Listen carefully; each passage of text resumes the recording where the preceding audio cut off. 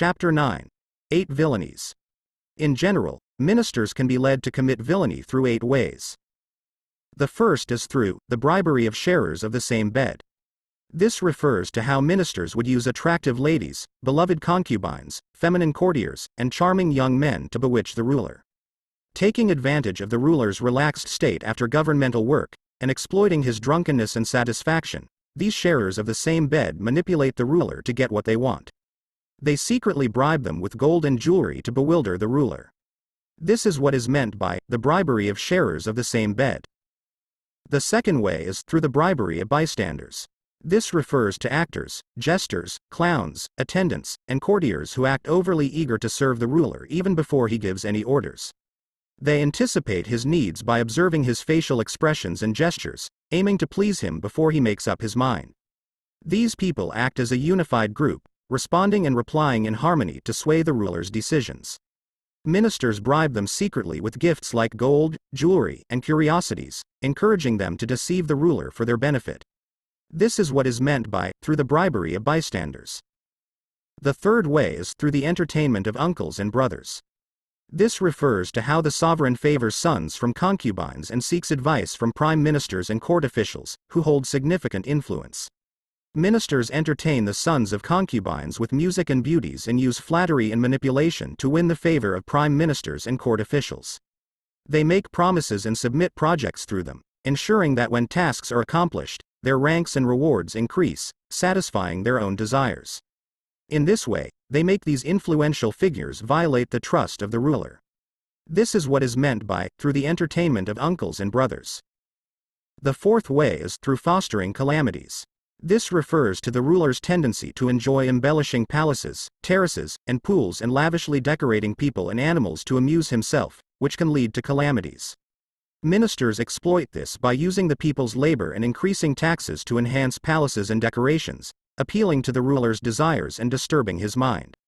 They follow his whims to gain advantages for themselves. This is what is meant by through fostering calamities. The fifth way is through buying up vagabonds. This refers to how ministers distribute public funds to please the masses and offer small favors to win the support of the common people. By doing so, they gain praises and popularity, both in the court and in public places, and deceive the ruler to fulfill their own desires.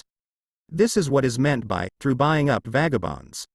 The sixth way is through the employment of skilled orators. This means that the ruler, being cut off from various sources of information, rarely hears different opinions and discussions. Therefore, he becomes susceptible to changing his mind due to the influence of eloquent persuaders. Ministers find articulate speakers from other feudal states and groom persuasive individuals within their own country. These speakers artfully present their self-seeking agendas using convincing and polished language, manipulating false statements to show the ruler the benefits and powers they can offer, as well as the calamities and disadvantages he should avoid. This way, they lead the ruler astray. This is what is meant by through the employment of skilled orators. The seventh way is through the arrogation of authority and strength. This refers to how the ruler maintains his authority and power by gaining the support of officials and the people. Whatever he approves is considered good by them, and whatever he disapproves is seen as bad. Ministers then gather bold swordsmen and desperate individuals to display their authority, making it known that those who align with them will prosper, while those who oppose them will face severe consequences. They use this intimidation to control officials and the people and act selfishly. This is what is meant by through the arrogation of authority and strength. The eighth way is through the accumulation of support from the 4 directions. This means that if the ruler's country is small and weak, he must submit to the demands of larger powers and fear stronger armies. The small country must accept the requests of larger powers and obey the commands of stronger armies. In response, ministers increase taxes, deplete public treasuries and military supplies, and exhaust the country's resources to serve larger powers and utilize their influence to manipulate the ruler. In more extreme cases, they might even invite foreign troops to gather at the borders while keeping their sovereign confined within the country. Alternatively, they might invite envoys from enemy states to manipulate and intimidate their ruler. This is what is meant by through the accumulation of support from the 4 directions. These 8 ways are generally how ministers can be led to commit villainy, and they often lead the rulers of the present age to be deluded, manipulated, and deprived of their power and possessions. Therefore, Every sovereign should carefully study these methods. An intelligent ruler, when it comes to women, may appreciate their beauty but should not yield to their pleas and requests. As for those close to him, although he may enjoy their company, he must hold them accountable for their words and never let them express unnecessary opinions. Regarding uncles, brothers, and chief vassals, the ruler should consider their advice, but hold them responsible for failures and reward them for successes, avoiding arbitrary promotions. In matters of seeking pleasure and enjoying curios, the ruler should appoint specific individuals to handle them and not allow anyone to freely bring in or take out such objects, preventing ministers from anticipating the sovereign's desires. When it comes to distributing favors, it should be done at the ruler's discretion, utilizing the emergency treasury and public storehouses for the benefit of the people. No minister should be allowed to grant personal favors. Regarding discussions and persuasions, the ruler should assess the abilities of those reputed to be good and point out the flaws of those considered bad, but he should not allow the ministers to speak with each other about these matters. Concerning bold and strong individuals, the ruler should not neglect rewarding merit on the battlefield or punishing boldness in local disputes, and no minister should provide them with private money. As for requests from other feudal lords, lawful ones should be granted, while unlawful ones should be rejected.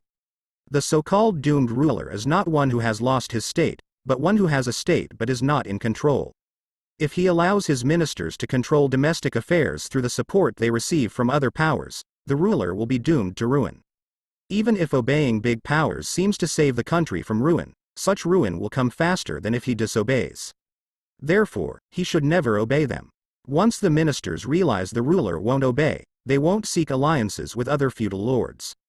And when the feudal lords see that the ruler won't obey, they won't trust any of his ministers to deceive him.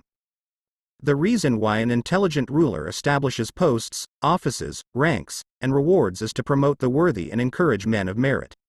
Hence, it is said, the worthy receive substantial rewards and hold high offices.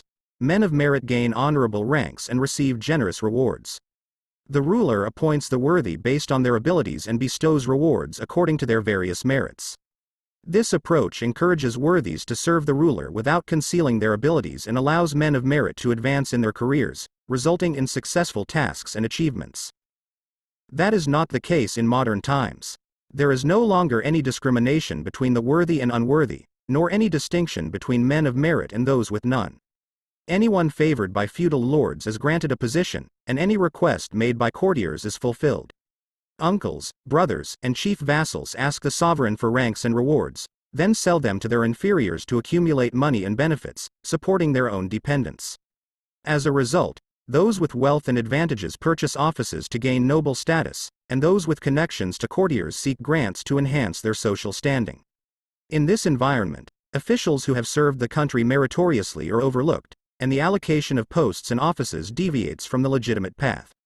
Consequently, everyone in government service disregards their responsibilities, cultivates relationships with foreign powers, neglects their duties, and pursues money in every way, causing worthies to lose heart and stop putting in effort, while men of merit waste their time and abandon their careers.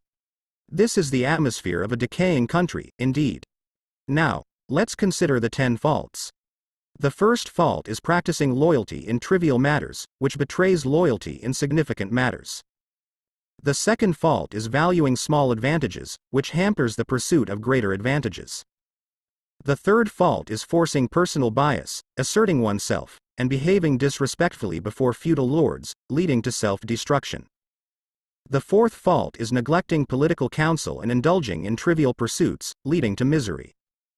The fifth fault is being covetous, self-opinionated, and driven solely by greed, which is the root cause of state ruin and self-destruction. The sixth fault is indulging in trivial pleasures and neglecting state affairs, foreshadowing the downfall of the state. The seventh fault is leaving home for distant travels and ignoring remonstrances, putting one's esteemed position at home in jeopardy. The eighth fault is committing errors, refusing to listen to loyal ministers, and enforcing one's own opinions, leading to the destruction of one's reputation and becoming a subject of ridicule. The ninth fault is failing to consolidate forces within one's borders and relying on foreign feudal lords, which brings the calamity of dismemberment to the country. The 10th fault is insulting powerful nations despite the smallness of one's own country and disregarding advice from remonstrants, which paves the way for the extermination of one's posterity. What is meant by practicing small loyalty? Practicing small loyalty refers to showing loyalty in trivial or insignificant matters, while failing to demonstrate true loyalty in significant or crucial situations. For instance, in the historical account of King Kung of Chu and the High Commissioner of the Army, Su Fan, there was a battle where Chu suffered a defeat. During the fighting, Su Fan, feeling thirsty, asked his attendant, Shu Yongko, for a drink. Yongko brought him a cup of wine, but Su Fan, not recognizing it as wine, drank it and ended up getting drunk. Later, when King Kung called for a conference, Su Fan used a pretext to avoid attending, which was taken as a lack of concern for the king's welfare. When the king visited Su Fan's tent and smelled wine, he felt disappointed and decided to retreat from the battle. Eventually, Su Fan was beheaded as a punishment for his disgraceful behavior. This incident illustrates how Su Fan's small act of disloyalty in drinking wine during a battle showed his true lack of loyalty to the king, leading to severe consequences for him. What is meant by esteeming small advantages? Esteeming small advantages refers to valuing minor benefits or gains over more significant or long-term advantages. In the historical account of Duke Xian of Qin planning to invade Kuo through Yu, his advisor, Sun Shi, suggested bribing the Duke of Yu with valuable gifts such as jade and horses from Chu. The Duke of Qin hesitated, considering that these gifts were precious treasures, and if they were accepted, it might not guarantee the way through Yu. Sun Shi assured the Duke that if the Duke of Yu accepted the gifts, it would ensure their passage through Yu, and if not, he would not accept the presents at all. He emphasized that the small advantage of keeping the treasures and horses safe in the treasury or stables was not worth worrying about compared to the significant advantage of gaining access to the desired route. In this case, esteeming small advantages would have led to the Duke of Qin being overly cautious and missing the opportunity to achieve his larger goal of invading Kuo. Sun Shi's counsel encouraged the Duke to focus on the more substantial advantage and take the necessary risk to achieve his objective. The Duke of Yu, considering the jade and horses to be valuable assets, contemplated granting Qin's request for passage through his territory to invade Kuo. However, Kung Chi advised against it, explaining that Yu and Kuo were interconnected, just like a carriage and its wheels. If Qin was allowed to pass through and Kuo fell, Yu would be next. Kung Chi urged the Duke not to grant the request, but the Duke ignored the advice and allowed Qin to proceed. 3 years later, Sun Shi sought revenge and invaded Yu, ultimately conquering the country. When Sun Shi returned with the horses and jade, he reported the victory to Duke Xian. The Duke was pleased with the result, but he noticed that the horses' teeth had grown longer, indicating the hardships they endured during the campaign. The Duke of Yu's pursuit of small advantages without considering the consequences led to his army's peril and his country's dismemberment. As the saying goes, to esteem small advantages hampers large advantages. What is meant by enforcing personal bias? In the past, King Ling of Chu organized an interstate conference at Shen. However, when the Crown Prince of Sung arrived late, he was arrested and put in jail. The king also insulted the ruler of Shu and detained Qing Feng of Kai. A middle chamberlain remonstrated with the king, emphasizing the importance of adhering to interstate etiquette during such conferences, as they could have significant consequences for the involved countries. The chamberlain warned that past incidents of breached etiquette led to revolts and uprisings. Unfortunately, King Ling refused to listen to this counsel and enforced his own opinions instead. Within 10 years, King Ling went on a tour to the south, where he faced harassment from the officials. This resulted in King Ling starving to death by the dry brook. The saying goes, to enforce personal bias and assert oneself leads to self-destruction. King Ling's unwillingness to heed advice and his insistence on acting according to his own preferences ultimately led to his downfall. What is meant by indulging in the 5 musical notes? In ancient times, Duke Ling of Wei was on his way to Qin and stopped by the Pu water. He took a break, loosened his carriage, and let the horses rest while setting up a pavilion for a stay. Around midnight, he heard someone playing a new and captivating piece of music that delighted him. In the morning, he sent men to find the musician, but they returned empty-handed. So, he called musician Chuan and asked him to listen to the music and recreate it. Musician Chuan agreed and spent the night playing the harp to copy the tune. The next day, he reported to Duke Ling that he had learned it but needed more practice. They decided to stay another night to perfect the piece.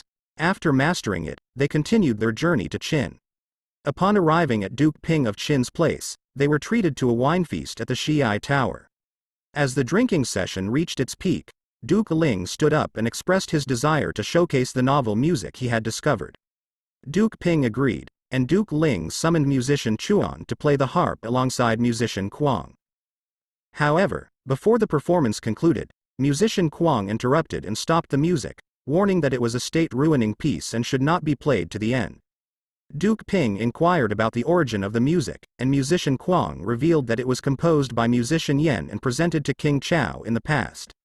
When King Wu attacked Chao, musician Yan fled eastward and drowned himself in the Po water. Thus, the music was only heard near the Po water, and anyone who heard it performed would witness their homeland being torn apart. Despite the warning, Duke Ping found himself particularly amused by music and insisted on hearing the full tune.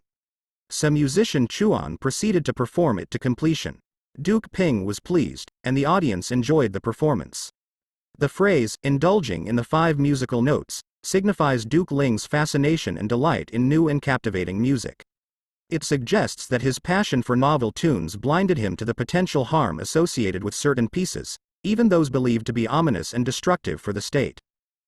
Is the pure sibilant tune the saddest among all? Asked the Duke. No, replied musician Kuang, it is not as sad as the pure lingual tune. Curious, the Duke inquired further, is it possible to hear the pure lingual tune? To which musician Kuang responded, no, in antiquity, only rulers of virtue and justice were worthy of hearing the pure lingual tune. Your Highness, as your virtue is still shallow, does not yet deserve to hear it. The Duke, however, persisted, expressing his strong desire to hear it. Reluctantly, musician Kuang held up the harp and played the tune. During the performance, a remarkable sight unfolded.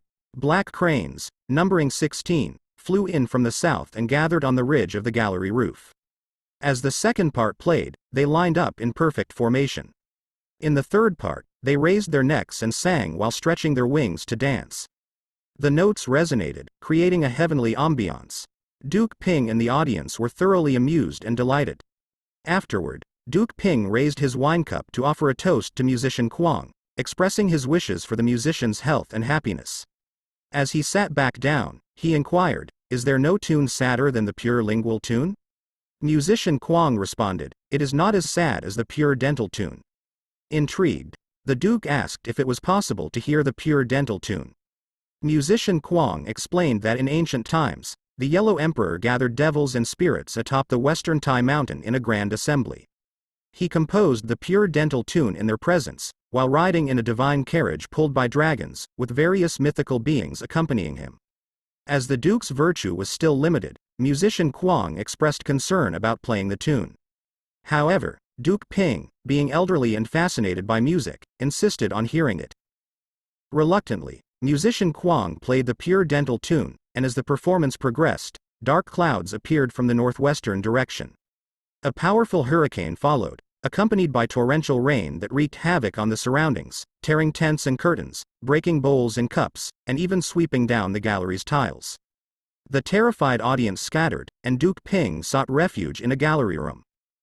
From that point on, the Qin state suffered from continuous dry weather and a barren land for 3 years, and Duke Ping himself fell gravely ill. Thus, the saying goes, to neglect political counsels and indulge in the 5 musical notes drives one to misery. What is meant by keeping covetous and self-opinionated? Keeping covetous and self-opinionated refers to the personality traits and behavior of Earl Qi Yao, a historical figure. It means that he had a strong inclination towards acquiring more wealth and possessions, and he held a high opinion of himself, often believing that his own ideas and desires were superior to others. In the historical account, after Earl Qi Yao's successful military campaigns, he demanded land from Han and Wei, 2 other states. When faced with resistance from Han, one of his advisors, Tuan Kui, warned that Earl Qi was driven by a desire for gain and had an inflated sense of his own importance. Tuan Kui feared that if Han refused to comply with the demand, Earl Qi would likely resort to military force. To avoid conflict, Han eventually agreed to cede a county to Earl Qi, which pleased him. Similarly, when Earl Qi demanded land from Wei, Another advisor named Chao Chia advised Viscount Suan of Wei to comply and give in to the demand to avoid potential military aggression from Earl Qi. Again, the desire to avoid conflict led to the cession of land to Earl Qi. The phrase, keeping covetous and self-opinionated, highlights Earl Qi Yao's ambitious and self-centered nature, which influenced his interactions with other states and his pursuit of more territories and resources.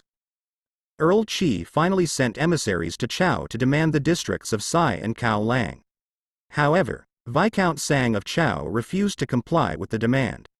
In response, Earl Qi formed a secret alliance with Han and Wei with the intention of invading Chao. Upon learning of this, Viscount Sang sought counsel from his advisor, Chong Meng Tan. Viscount Sang expressed his concern that Earl Qi appeared kind on the surface but was actually unkind to everyone. He feared that Earl Qi would move his troops against Chao, putting his state in a precarious position. Chong Meng Tan suggested that Viscount Sang relocate to Qinyang, a city well governed by the capable minister Tung and Yu during Viscount Chen's rule. Following Chong Meng Tan's advice, Viscount Sang summoned Yen Ling Yu and ordered him to lead the military forces to Qinyang while he followed. Upon arriving, Viscount Sang inspected the city and discovered that the city walls were in poor repair. There was a lack of stored grain, money in the treasury, and adequate armor and weapons. Fearing the imminent threat, Viscount Sang sought Chong Meng Tan's counsel once again. Chong Meng Tan advised Viscount Sang to follow the example of the sage's governance, focusing on preserving resources among the people rather than hoarding them in the treasury or armory. He suggested that the Viscount issue an emergency decree, urging the people to keep enough food and money for 3 years and contribute any surplus to the public storehouses and state treasury. He also called for men who were not involved in essential family duties to help repair the city walls. Viscount Sang promptly issued the decree. As a result, within 5 days, the storehouses were filled with grain, the treasury with money, and the armory with armor and weapons. The city walls were successfully repaired, and Chao was prepared to defend itself against the potential invasion. Then the Viscount called for Chong Meng Tan and inquired, "Even though our city walls are now in good condition, we have enough provisions for defense, sufficient money and grain, and an abundance of armor and weapons, we still lack arrows. What can we do about that?" Chong Meng Tan replied, "As I have heard, during Tung Su's governance of Qinyang, the fences of the public hall were adorned with bush clovers and thorny reeds on their outer enclosures, which have now grown to a height of 10 feet. If your highness takes them out and uses them, there will be more than enough arrows." Acting upon this advice, the Viscount had the reeds and bushes taken out, tested them, and found them to be as sturdy as fragrant bamboo stems. Later, the Viscount faced another concern: "We have enough arrows now, but what can we do without metal?" Chong Meng Tan responded, "I have heard that during Tung Su's governance of Qinyang, the drawing rooms of the public hall and the public dormitory were furnished with columns and pedestals made of refined copper.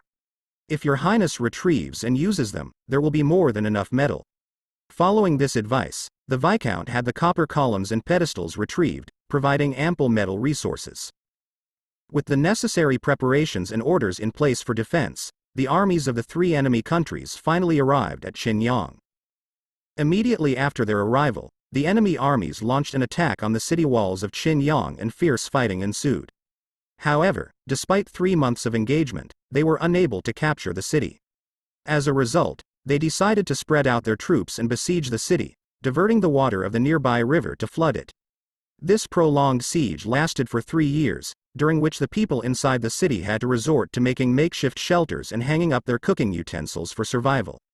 With resources dwindling, and officers and officials exhausted, Viscount Sang expressed his concerns to Chong Meng Tan, stating that they might not be able to hold out much longer. He contemplated surrendering the city, but he sought advice on which country he should surrender to. In response, Chong Meng Tan advised against surrender, quoting the saying that a wise man should strive to rescue a doomed city and protect an endangered object from harm. He suggested a bold plan of his own, proposing to sneak out through the water and meet with the rulers of Han and Wei to seek their assistance. Upon meeting the rulers of Han and Wei, Chong Meng Tan warned them about the imminent danger of falling prey to Earl Qi's invasion after Chao's downfall.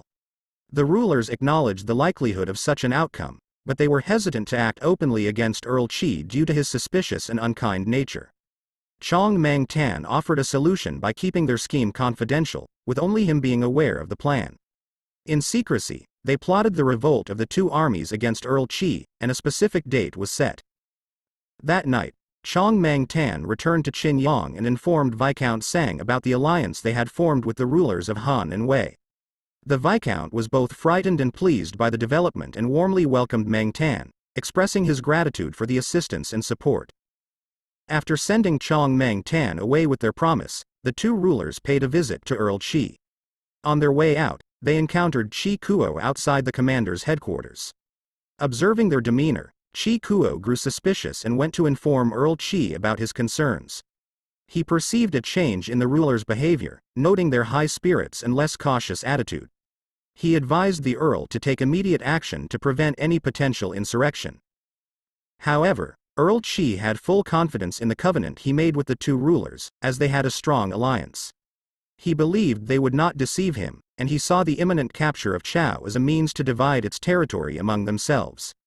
Earl Qi dismissed Qi Kuo's warnings, confident that the two rulers would remain loyal. The following day, the two rulers visited Earl Qi again, and once more, they encountered Qi Kuo at the commander's headquarters. Qi Kuo reiterated his suspicions, informing Earl Qi that the rulers had taken notice of him after their previous meeting, which further reinforced his belief in their plans for an insurrection. Qi Kuo suggested that if Earl Qi was unwilling to kill the two rulers, he should cultivate stronger friendships with them. He proposed promising the rulers to infect their counselors, Chao Chia and Tuan Kui, each with a county of 10,000 families after the fall of Chao. This promise would give the rulers no reason to change their minds and would solidify their loyalty.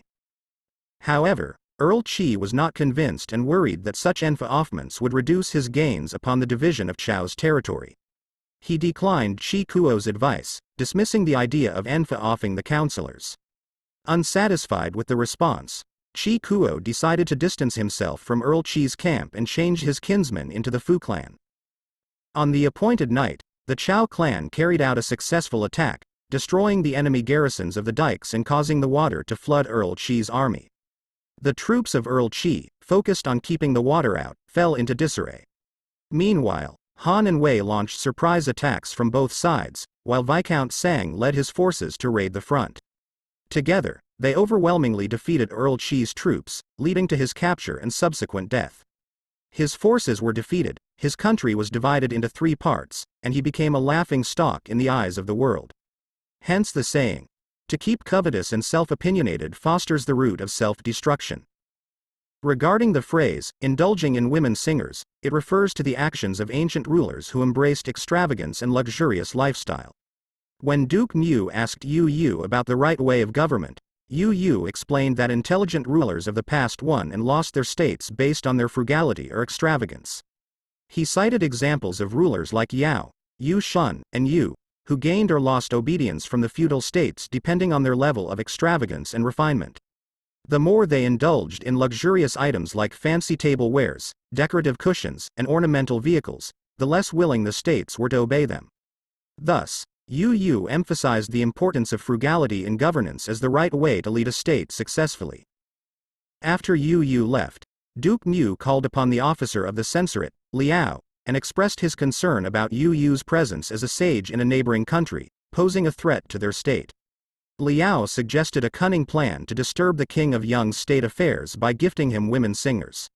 This would cause discord between Yu Yu and the king, allowing them to plot against Yung later. Duke Mu agreed and sent 16 women singers as a present to the king of Yung, who became captivated by their performances. He indulged in feasts, drinking parties, and music, neglecting state affairs. When Yu Yu returned and tried to remonstrate with the king, he was ignored. Frustrated, Yu Yu left for Qin, and Duke Mu welcomed him, appointing him as assistant premier and gathering information about Yung's military strength and land features. With the knowledge acquired, Duke Mu mobilized his army and attacked Yung, annexing 12 states and expanding his territory significantly. This gave rise to the saying, "To indulge in women singers and neglect state affairs forecasts the catastrophe of state ruin." Now, let's address the meaning of leaving home for distant travels. In a past incident, while Viscount Tian Cheng was traveling at sea and enjoying himself, he issued a harsh order to all high officials, threatening death to anyone who mentioned going back home. Yan Cho-chu, however, raised concerns about the potential plot against the state by ministers at home while the ruler was away. He emphasized the importance of staying vigilant and maintaining the state's interests. Despite his loyal intentions, Viscount Tian Cheng took up a lance to attack Yan Cho-chu. The latter fearlessly stood his ground, reminding the ruler of historical examples where neglecting loyal advisors led to disastrous consequences. Touched by the wisdom and loyalty of Yan Cho-chu, the ruler abandoned his initial plans, returned home, and successfully secured the Kai state. This event gave rise to the saying, "To leave home for distant travels and ignore remonstrance is the surest way to endanger one's position at home." The phrase, "committing faults and turn no ear to loyal ministers," means to make mistakes and refuse to listen to the advice or counsel of faithful and loyal advisors. In the past, Duke Huan of Kai held 9 meetings with the feudal lords, uniting all under heaven and becoming one of the 5 hegemonic rulers. Quan Chung, his trusted advisor, assisted him during this period. However, as Quan Chung grew old and couldn't attend to his duties, he retired to his home. Duke Huan visited him and asked about the succession of state affairs in case Quan Chung couldn't return to work. Quan Chung advised the Duke not to appoint certain individuals as his successor. Pao Shu-ya was deemed unfit due to his harsh and inflexible nature, which wouldn't endear him to the people. Shu Tiao, who castrated himself to serve the harem, was not considered because he couldn't even love himself, let alone his master. Prince Kai Fang of Wei was also excluded because he neglected his parents for 15 years to serve the duke, indicating a lack of filial affection. Quan Chung recommended Shi Peng as the right person for the role. He was steadfast in mind, honest in his dealings with people, content with few desires, and had a good reputation. Such qualities would set an example for others, qualify him for important positions, enable him to govern the masses effectively, and build friendly relations with neighboring states. Duke Huan agreed and decided to employ Shi Peng as his successor. In more than a year after Quan Chung's death, Duke Huan did not choose Shi Peng as his successor but instead passed the reins of government to Shu Tiao. After 3 years of handling state affairs, Duke Huan traveled southward to Tangfu. At that time, Shu Tiao, along with Yi Ya, Prince Kai Fang of Wei, and other chief vassals, launched a rebellion. As a result, Duke Huan was imprisoned and died of thirst and hunger inside the heavily guarded bedchamber near the south gate. His body remained uncovered for 3 months until worms infested it. Despite Duke Huan's past military triumphs and his position as the first hegemonic ruler, he eventually faced betrayal by his ministers, lost his high reputation, and became a laughingstock in all under heaven. This downfall happened because he ignored the advice of Quan Chung and failed to listen to his loyal ministers. The saying, "to commit faults, turn no ear to loyal ministers, and enforce one's own opinions, destroys one's high reputation and sets people to laugh at one," reflects the consequences of Duke Huan's actions.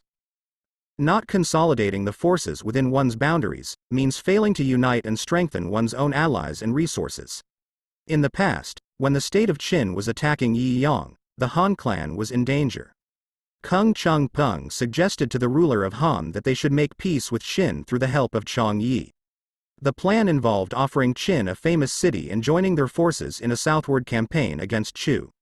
This strategy aimed to resolve their issues with Qin and weaken Qin's friendship with Chu. However, when the king of Chu learned of this plan, he became worried and sought counsel from Chen Chen. Chen Chen proposed a counterplan, suggesting that the king of Chu should send a goodwill envoy to the ruler of Han. They would present many chariots and precious gifts, claiming that Chu had already mobilized all its forces and hoped that Han, being a great country, would display high morale against the Qin invaders. This way, they expected Han to send a delegation to the Chu border to observe their mobilization. Han indeed sent a delegation to Chu, and in response, the king of Chu dispatched chariots and cavalry to the border. The Han delegation was instructed to inform the ruler of Han that Chu's troops were about to enter Han's territory. The ruler of Han was pleased with this display of support from Chu and halted Kung Chung from going westward. Kung Chung disagreed and believed that relying on Chu's empty promises while neglecting the real threat from Qin would endanger the country. However, the ruler of Han disregarded his advice, which angered Kung Chung. he decided not to visit the court for 10 days. The situation in Yiyang became increasingly perilous, prompting the ruler of Han to send repeated envoys to Chu seeking reinforcements. Despite their efforts, Yiyang eventually fell, and the ruler of Han became a subject of mockery among the feudal lords. This situation led to the saying, "Not to consolidate the forces within one's boundaries but to rely on other feudal lords causes the country the calamity of dismemberment." The phrase, "insulting big powers despite the smallness of one's own state," refers to a historical event involving Prince Cheng Erh of Qin. While he was living in exile, he passed through the Cao state, where the ruler treated him disrespectfully.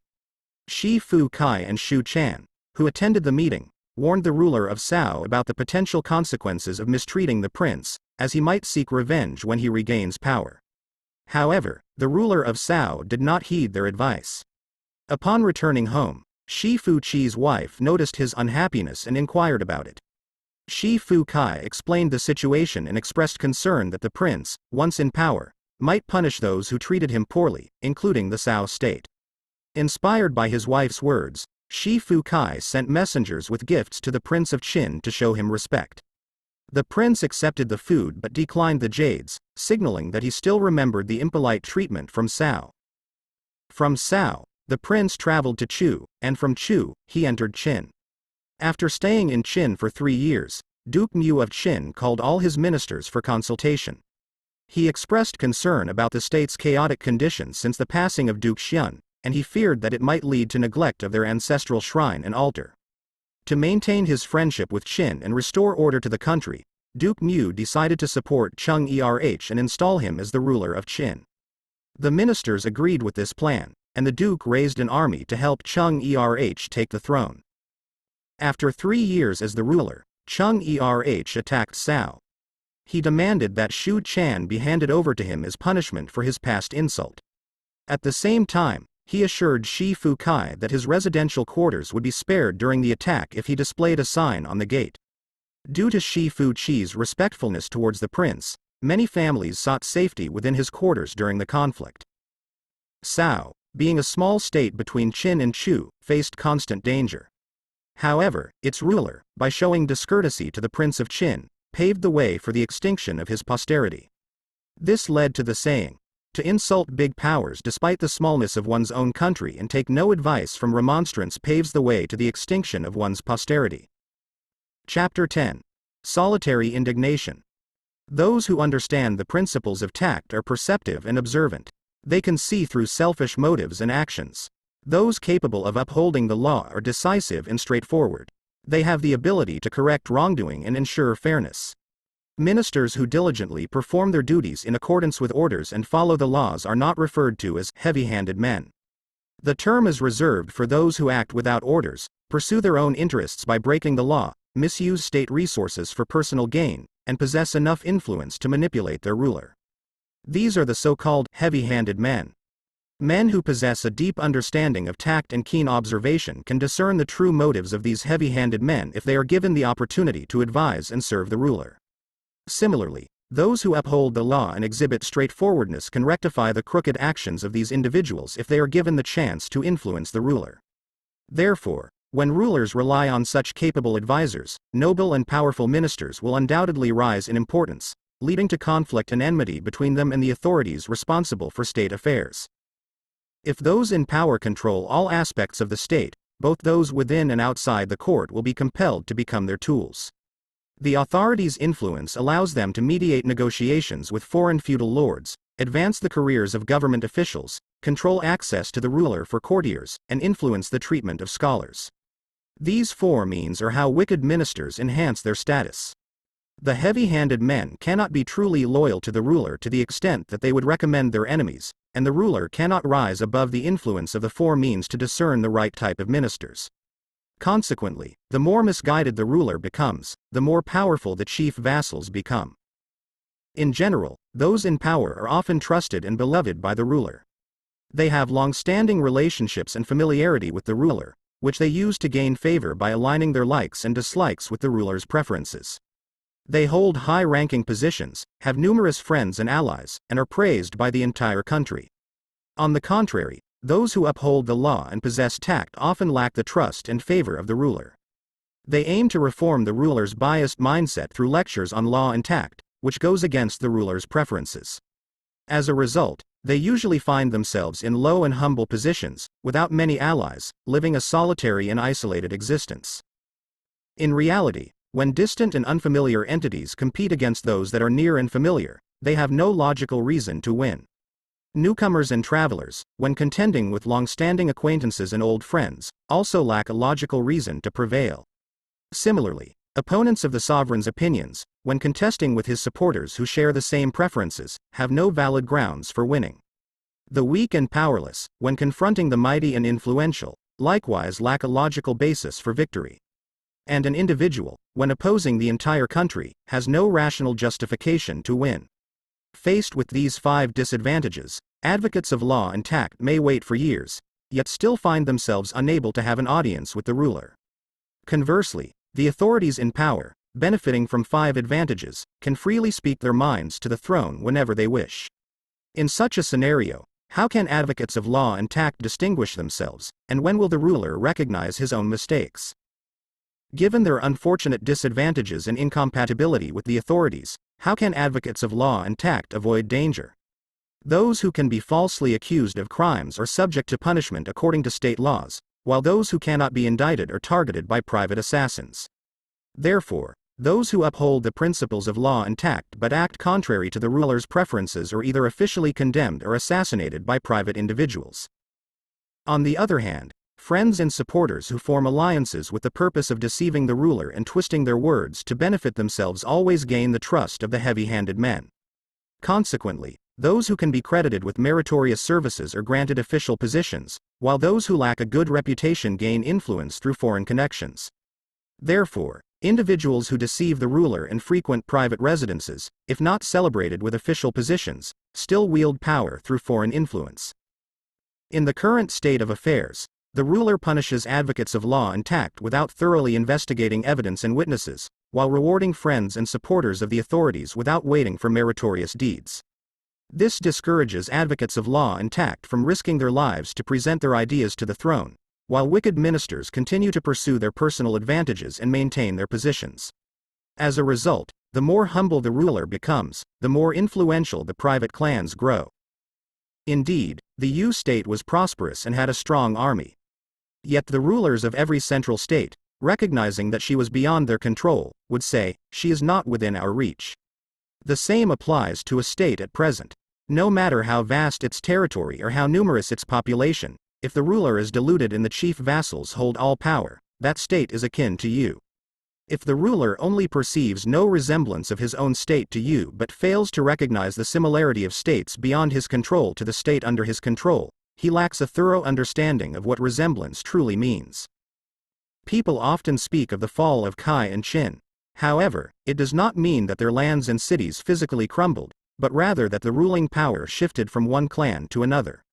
In the present day, if the chief vassals hold all the ruling power and decide on state policies without the sovereign's knowledge of how to reclaim his prerogatives, it is a sign of the ruler's lack of intelligence. Just like someone who catches the same diseases as those who died cannot survive, and a state that shows the same symptoms as ruined ones cannot exist. Thus, those who follow in the footsteps of Kai and Qin, even if they wish to secure and preserve their states, will find it an unattainable task. This difficulty in enacting law and tact is not limited to rulers of large states but also affects rulers of smaller ones. As the attendants of the ruler are not necessarily wise or worthy, seeking counsel from supposed wise men and discussing their words with attendants is like presenting wisdom to fools.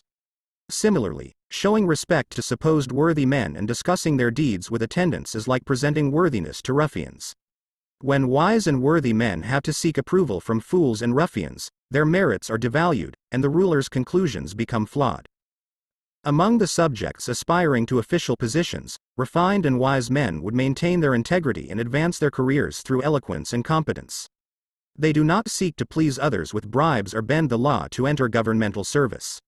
Instead, they rely on their integrity and eloquence to gain recognition. Consequently, refined and intelligent men neither bribe attendants nor comply with private requests. However, the attendants of the ruler are not as upright in conduct as Powai. If they do not receive the expected bribes and favors, the merits of integrity and eloquence in refined and intelligent men are overlooked, and instead, false accusations and slander emerge. When the merits of eloquence are stifled by courtiers and the virtues of integrity are judged by slanderers, capable and intelligent magistrates may be removed, and the ruler's sagacity may be undermined. When the ruler values wisdom and virtue not based on meritorious services or through proper investigation and testimony but merely listens to the words of courtiers and attendants, incapable men fill the court, and corrupt and unintelligent magistrates occupy all positions. The biggest threat to a ruler of a large state is the excessive power of the chief vassals. Similarly, for a ruler of a smaller state, the danger lies in placing too much trust in the attendants.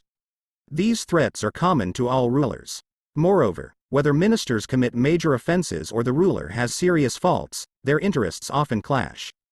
The ruler aims to appoint capable individuals to office, reward distinguished service, and have heroic men demonstrate their abilities.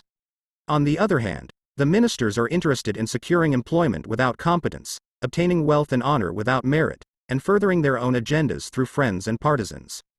As a result, when the state is dismembered, private families become enriched, and when the ruler loses influence, the ministers gain control over the state. When the ruler takes on the title of a feudatory vassal, the prime minister manipulates power for his own benefit. All of this leads to ministers trying to deceive the ruler and serve their private interests. If the ruler were to change the circumstances, not even 2 or 3 out of 10 chief vassals in the present age would remain in favor with him.